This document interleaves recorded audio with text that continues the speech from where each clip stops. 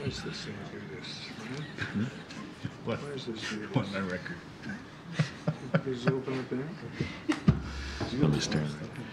Well, I know. I closed the whole file. Perfect. Previous meeting.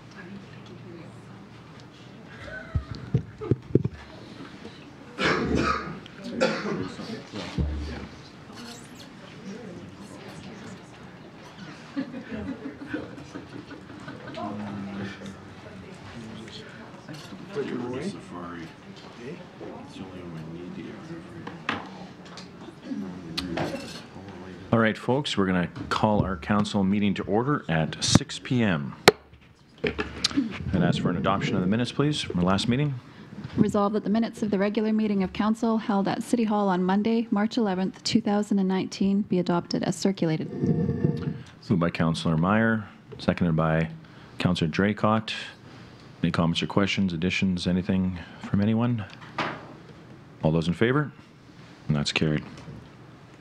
We have no delegations this evening, nor do we have any hearings. I'd move into committee reports from Finance, Legislative, and Property Committees. Thank you, Councillor Espy, for filling in for me. You're very welcome. The item that we're looking into is the issue is to pass bylaw 19-8691, repealing bylaw 17-8665, a bylaw to close and sell a municipal road. Bylaw 17-8665 to close and sell a portion of 18th Street Northwest between Saskatchewan Avenue and Gagget Avenue was given third reading on February 12th, 2018. While working towards meeting the requirements necessary for the ministerial approval, the transaction stalled due to reasons outside the city's control, and we will not be moving forward with the closure and sale of this municipal road. It is recommended that bylaw 17-8665 be repealed. We gave this first reading on March 11th, 2019.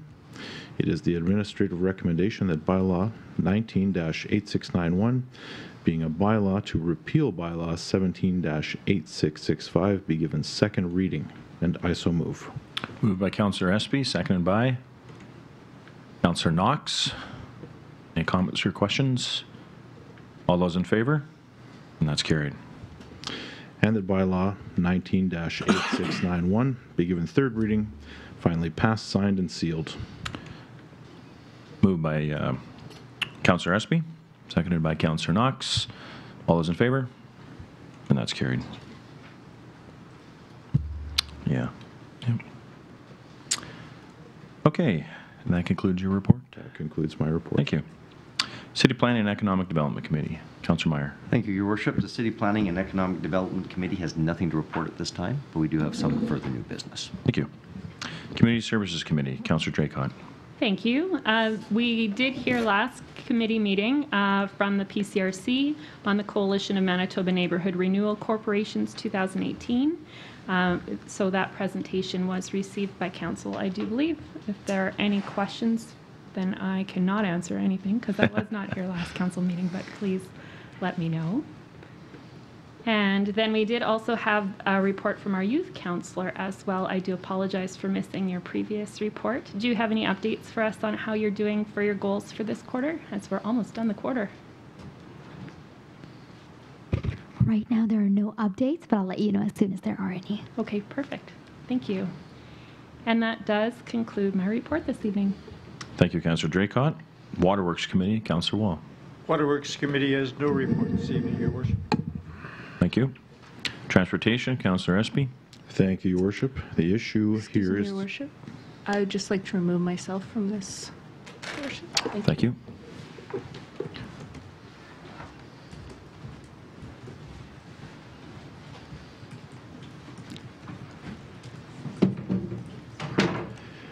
Councillor Espy. The issue is to consider a request from the Table for 800 Committee to permit a road closure for their event on Friday, June the 14th, 2019. The Table for 800 committee is planning their second unique dining event as a fundraiser for Central Plains Cancer Services. Last year, they held a very successful event for 600 people on the Island Park Bridge. This year, they are planning to expand to accommodate 800 people and have requested the following road closure. International Drive from Nana Lane to George Hill Drive from 10 a.m. on Friday, June the 14th to 1 a.m. on Saturday, June the 15th. Tables for 800 people will be set up on the road with barricades at each end and fencing along the length of the venue. Parking lots along the route will be used for caterer setup. The city will provide barricades, signage, and access to power for catering trucks and a sound system. The PRA has approved the event parking at Stride Place. This request was circulated to city departments with no issues noted. Emergency services will have access to all areas of the island as well as to the event itself. It is the administrative recommendation that the Council of the City of Portage la Prairie approve the closure of International Drive from Nana Lane to George Hill Drive on Friday, June 14th from 10 a.m. to 1 a.m. Saturday, 10 a.m. to 1 a.m. Saturday, June 14th for the Table for 800 fundraising event. And I so move. Moved by Councillor Espy, seconded by Councillor Wall. This item is open for questions, comments, any discussion? Hearing none. Oh, sorry, Councillor Draycott. I guess I would make a comment just given the upgrades that we're doing to that area of the city. It's great that they were able to find another location on the island, that they're able to have this event. I think it was well attended last year, sold out in moments, I believe. And so it'll be interesting to see how it finds a new home here. So I'm glad that they're able to do that. Absolutely. And with an increased goal of 600, 800. Any further comments? All those in favor of the motion? That's carried. I ask you to, yeah, thank you. That concludes my report. Thank you, Councillor Espy.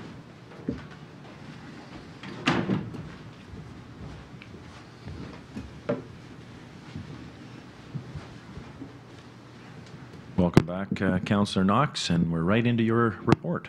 Thank you. Public safety has nothing to report this evening, Your Worship. Thank you very much. So we have no deferred business, but we do have a couple items of new business, the first one being Finance Committee and our 2018 financial results. Councillor Espy. Thank you, Your Worship. The issue is to review and approve the 2018 financial statements pre-audit. The city's year-end financial statements have been completed in advance of the external audit.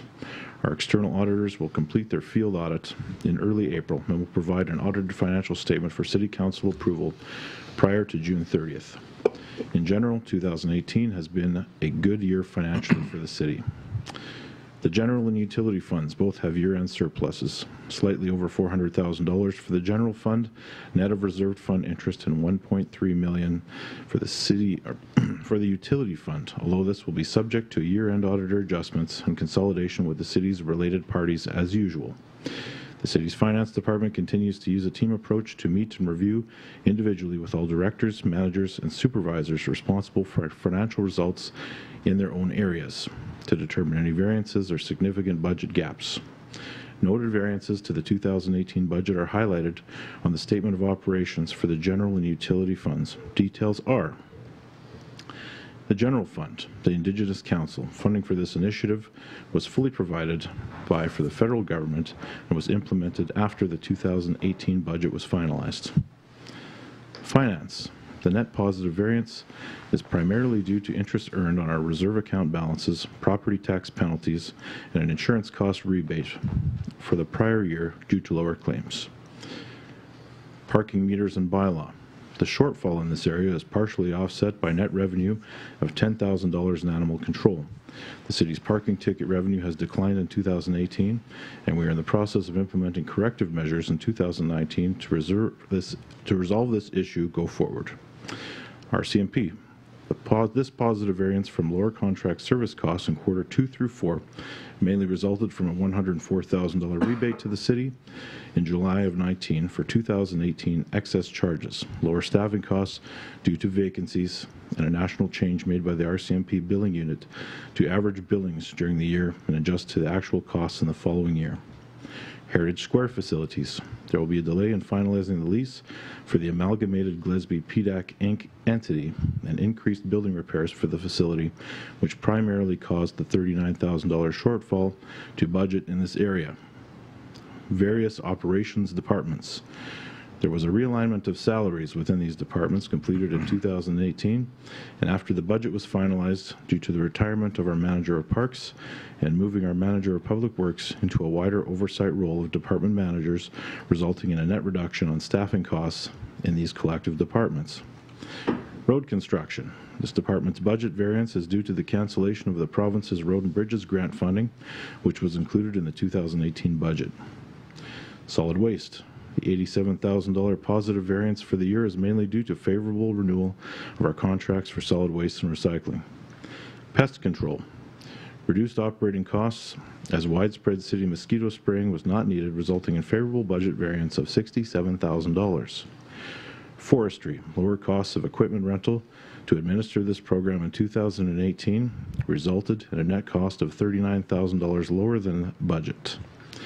The utility fund, finance and admin other revenue, the $10.6 million variance in this area is due to the time of expenditures for the wastewater plant upgrade. Phase 1 for the LRAR, this project is fully funded by federal and primarily provincial grant funding of $28.75 million. This project will be completed in 2019, and the remaining grant funding will be provided to the city at various intervals in the year as expenditures are made to complete the project. Capital and reserve, an offset for the government grant funding for the wastewater plant project. The utility fund's pre-audit surplus is primarily due to capital projects that were not completed in 2018. Work on the current anaerobic digester system will commence in 2019 once the wastewater plant Phase 1 rebuild for the LRAR is completed, and further work to prepare for Phase 2 plant rebuild will follow. Overall, reserve funds have increased during 2018 through budget allocations and interest earned. The city uses reserve funds for planned capital and project purchases. It is the administrative recommendation that the Council of the City of Portage la Prairie approve the 2018 financial statements pre-audit. Thank you, Councillor Espy. Seconder. So second. Councillor Meyer. Any comments or questions on the presentation? Hearing none. All those in favor? And that's carried. Our new business item was a zoning bylaw amendment giving first reading. City Planning and Economic Development Committee, Councillor Meyer. Thank you, Your Worship. Council, in front of you, the issue is to commence the zoning amendment process by rezoning the above-listed property from OR, which is open space recreation, to R1-60, which is residential single family, to the City of Portage la Prairie zoning bylaw number 10-8492, and by giving bylaw number 19-8690 its first reading. So our alternatives tonight is to give the bylaw number 19-8690 the first reading and advertise, or of course to not give bylaw number 19-8690 first reading. The background, in general, the property in question is part of parcels A, B, and C plan 42638, lots 1-7 and 41-47, block 6 plan 407, and lots 45 to 51, block 5 plan 407, parish of Portage la Prairie. It's presently zoned, as we talked about, open space recreation, or OR. The owner applicant, Connie Faye Kent and William Kent, wish to rezone the property to R160 residential single family.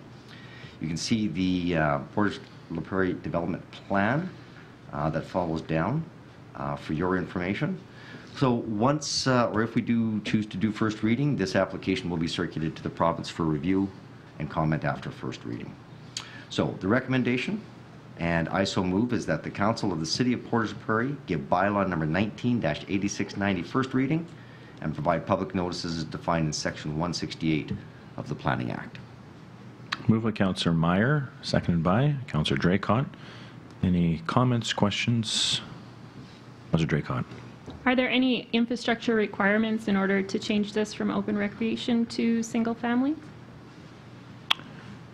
Yes, we'll go to Mr. Pito.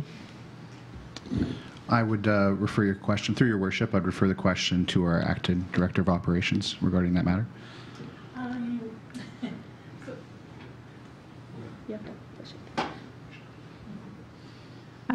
There is sewer and water in the area. There would need to be some extension of the water possibly, but it kind of depends on how they plan to connect. So, But we would be correct in assuming any costs in related to extension of the services would be that of the developer? that's correct. Is that satisfactory, Councillor Draycott? Yes, thank you very much. Anything further? All those in favor? And that's carried. Seeing no old business, we will adjourn a council meeting at 6:14. Okay, we are going to pull up our committee meeting right away here.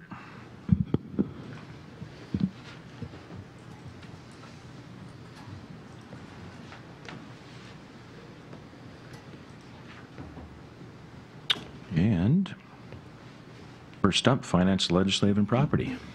Councillor Espy. Thank you, Your Worship.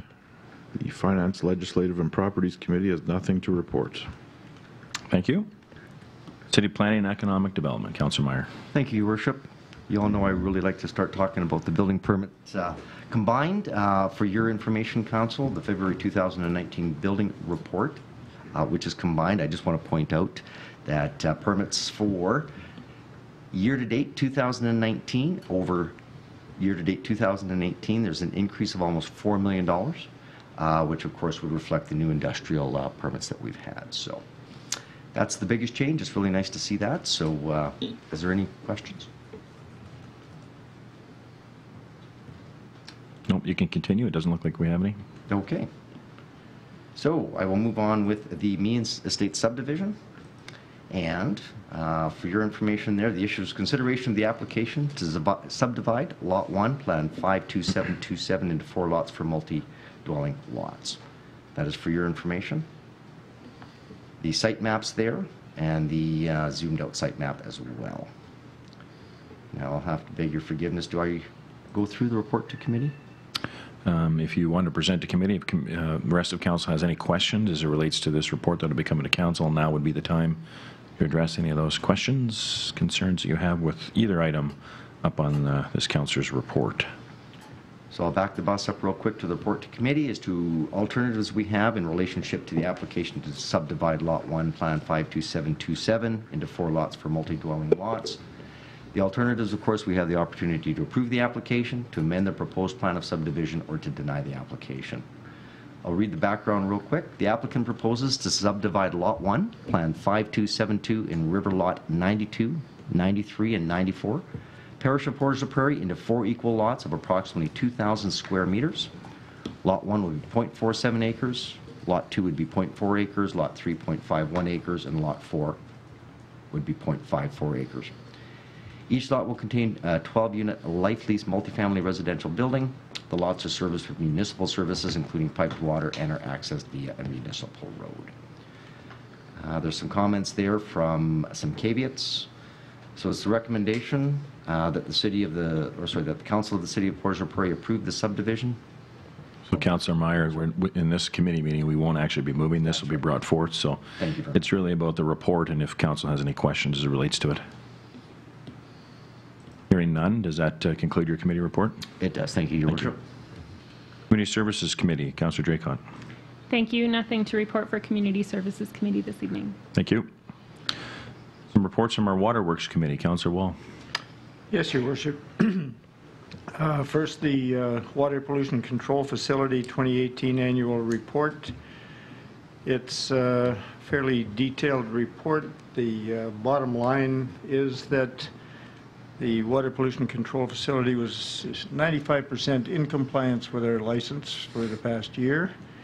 That in spite of some difficulties with heavy loads from industries, some equipment failures, and high winds at times that caused basins to be mixed and not settle. Kudos to the staff for managing it as well as they did and keeping these exceedances to a minimum. All in all, a successful year at the Water Pollution Control Facility. Next, we have the Water Treatment Plant Annual Report, the 2018 Public Water System and Water Treatment Plant Data Report. a fairly detailed 42-page report that I will now read to you. Only kidding. That the bottom line of which is the summary of non-compliance issues is 0. So again, great job done by our staff at the water plant while undergoing upgrades, and they're starting into the next phase of upgrades now. And that's my report for this evening. Thank you. I think it goes without saying that these two areas in our city are kind of the unsung heroes. There's a lot of dollars and resources that are spent on keeping what we call an essential service up and running, and a lot of our citizens take it, you know, that you're just going to always have clean, potable water and an active sewer system that's working, and sewage handling from our industrials. So it's a fantastic job. Those two things have been a good part of the reason that our industries have expanded and we've attracted new industry. Just one final question, Councillor Wall. With 95% compliance, do we have any idea, you know, we do hear in the media of other major centers having issues with wastewater and effluent releases and that type of stuff. Is there anything in terms of a peer comparable do we have that data? We would be amongst the very best in the province. Fantastic news. Probably amongst the best in Western Canada. If you took our numbers in the areas where we exceeded, which were mostly suspended solids, 99.9% of the time we are way below the allowable limit. But our license isn't based on averages, it's based on single occurrences, and that's why we have some exceedances.